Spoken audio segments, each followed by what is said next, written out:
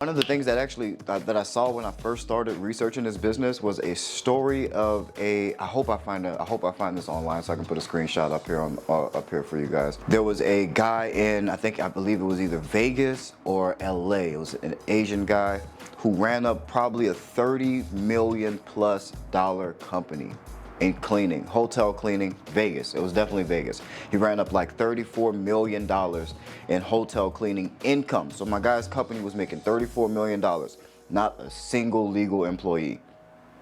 Like, that's crazy. You can run up to $34 million and not have anything legal going on, like didn't have his business license or insurance and stuff right. These people were, illegal immigrants that weren't getting, medical health care or anything like that. So it was crazy.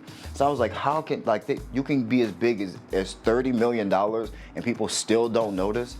So what, no one's looking for you collecting $3,000, $4,000, $5,000 a month. No one's really looking for you. You get that and you double back and get legal as soon as you can. But that's what you have to do in that case is get it how you live, man. It's hard out here. No one says it's gonna be easy.